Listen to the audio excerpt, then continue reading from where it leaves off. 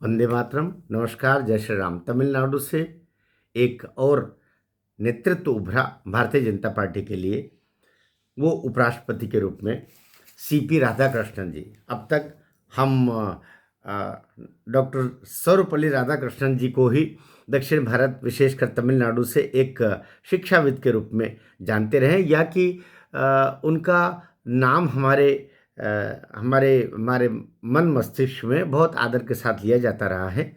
एक समानांतर रूप से राजनीतिक क्षेत्र से वे कांग्रेस से आए थे, लेकिन भारतीय जनता पार्टी की ओर से एक और नेतृत्व उभरा, वो भी राधाकृष्णन जी के नाम पर ही है। वे सीपी थे, वे डॉक्टर सर्वपल्ली राधाकृष्णन थे। बहरहाल हम बात कर रहे हैं उपराष्ट्रपति जो कल ही चुने गए सीपी राधाकृष्णन जी। भारतीय जनता पार्टी अपना जो प्रभाव है वह कर्नाटक से आगे उस रूप में नहीं बढ़ा पा रही है या बढ़ा पाई जैसा कि वो अनंतर अन्य राज्यों में करती रही है। यहाँ तक कि वो एक झटके में वेस्ट बंगाल में 2 सीट से 90 सीट, 80-90 सीट तक चली गई। लोकसभा में भी उसके 20 के लगभग सांसद चुन लिए गए। तो कुल मिलाकर के मुख्य विपक्षी पार्टी ही सही, लेकिन भारतीय जनता पार्टी ने पश्चिम बंगाल में अपनी पैठ जमा ली, लेकिन तमिलनाडु में वो उस रूप में स्थापित ही नहीं हो पा रही है, ये कह सकते हैं। अभी भी वो विभिन्न दांव चलती है। दांव से मतलब परिवर्तन करती रहती है, कभी अध्यक्ष के रूप में किसी अन्य का चुनाव, फिर वो अध्यक्ष को बदलना, फिर वहाँ के जो AIDMK है उससे अपना तालमेल बिठाना, सीटों का सब कुछ चल रहा है। लेकिन एक अच्छा चेहरा जो निकल के आना चाहिए, एक पुलिस अधिकारी, भूतपूर्व पुलिस अधिकारी, उसको भी मोर्चा दे के रखा। उसने एक अच्छा काम भी किया। वो तमिलनाडु के गांव शहर शहर गया भी बंदा, लेकिन बात तब भी बन नहीं रही थी। एक चेहरा अब निकल के आया है उपराष्ट्रपति के रूप में, सीपी राधाकृष्णन जी। राधाकृष्णन जी चूँकि संघ की पृष्ठभूमि से है, राष्ट्रीय स्वयंसेवक संघ में वे 17 साल के थे तब से जुड़े हुए हैं। उन्होंने संघ में भी विभिन्न पद संभाले, विभिन्न दायित्व संभाले, और संघ के संस्कारों से अनुप्राणित होकर के वे राजनीति में पहुँचे हैं। 1998-99 के दौरान अटल जी की सरकार में वे 2 बार वहाँ से कोयम्बटूर से सांसद भी बने। कुल मिलाकर के एक अच्छा व्यक्तित्व भारतीय जनता पार्टी को मिला, जिसका फ़ायदा तमिलनाडु में उसे होगा। लेकिन बात इतने से ही बनेगी नहीं।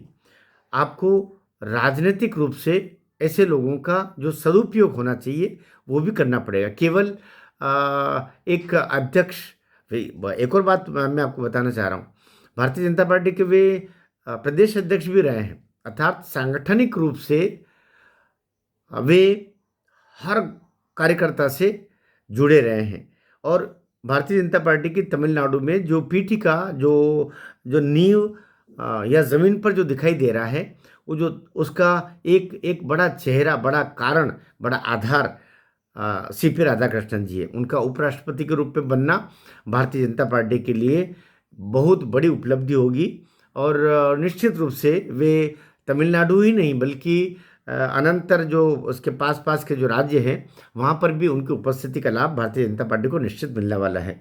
वे भारतीय जनता पार्टी के लिए ही नहीं, इस राष्ट्र के लिए, केवल पार्टी की बात नहीं कर रहा हूँ मैं, इस राष्ट्र के लिए बहुत बहुत उपयोगी सिद्ध हो सकते हैं। वो तमिलनाडु जहाँ कभी अलगाववाद की बातें भी करते हैं, पूर्व पश्चिम की बातें भी चलती है, उत्तर दक्षिण की बातें भी चलती है, कभी कभी तो देशद्रोह की सीमा लांघते हुए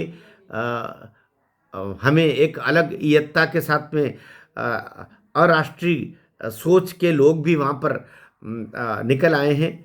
ऐसे में वो वही जगह जहाँ पर ये भी कहा गया कि सनातन तो हिंदू है, सनातन तो डेंगू है, और इस तरीके की निकृष्ट राजनीति जहाँ पर स्टालिन की चल रही है, वहाँ के एक तिरुपुर के छोटे से कस्बे के निकले हुए राधाकृष्णन जी निश्चित रूप से भारतवर्ष के लिए, सनातन के लिए, इस राष्ट्र के लिए बहुत बड़े कार्य को करेंगे, ऐसी संभावना भारत की जनता भी व्यक्त करती है। मैं सोचता हूँ हमें शुभकामना के दो शब्द नीचे वीडियो में भी लिख करके और इस वीडियो को थोड़ा सा अतिरिक्त स्नेह दे दें ताकि ये वीडियो संभवतः उन तक भी पहुँचे। भारत माता की जय।